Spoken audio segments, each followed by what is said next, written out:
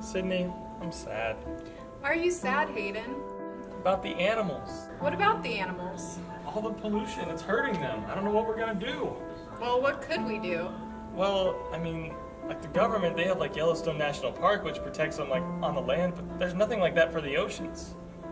Well, I'm sure there has to be something for the oceans. Maybe something in the works? I don't know. I don't know. If only we could find out, that would really brighten my day. But wait, there is!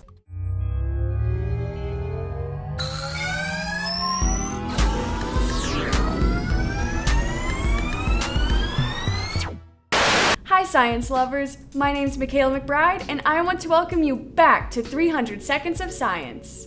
With the recent studies of climate change, the world may seem a little scary.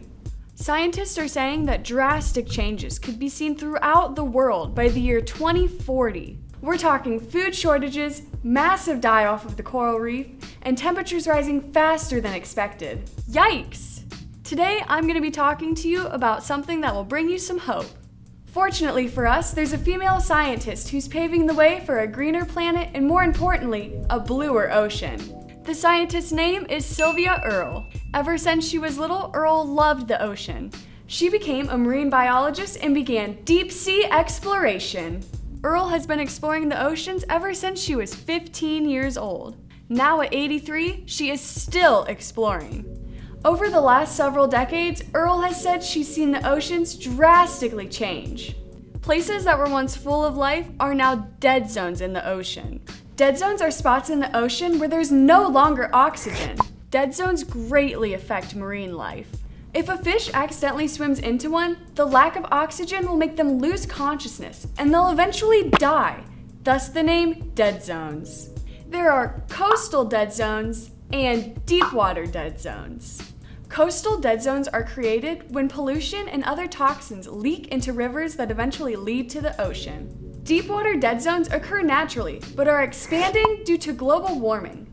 Now you might be wondering, Michaela, how is global warming causing deep sea dead zones to expand?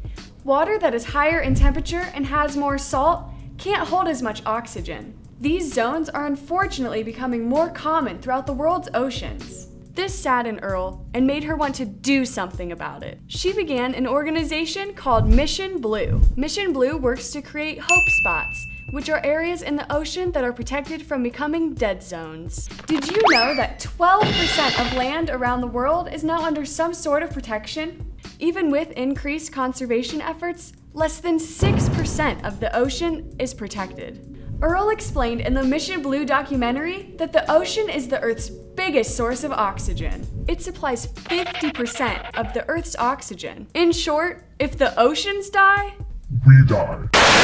Places in the ocean are chosen to become hope spots because they have a special abundance or diversity of species, have particular populations of rare or threatened species, have a site with potential to reverse damage from negative human impacts, have the presence of natural processes such as major migration corridors or spawning grounds, have significant historical, cultural, or spiritual value, or have particular economic importance to a community.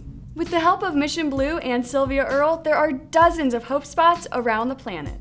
With the help of the United Nations, there will be 30 new hope spots by the year 2020. So if you're feeling blue about the recent news, just remember there are scientists and people who care who are fighting for the planet. Now, not everyone can become a marine biologist and work to save the oceans. Luckily for us, Mission Blue has a spot on their website where you can nominate areas around you. If you're like me and don't live by an ocean, don't fret. Earle gives us simple ways of how we can work to save the blue heart of the planet. Try to avoid the use of plastic or skip meat or fish a few times a week. It looks like that's all the time we have left for today. Be sure to subscribe to our YouTube channel, like us on Facebook, follow us on Twitter, and give us a heart on Instagram at ZTV 300 Seconds of Science. Now get out there, change the world, and stay curious.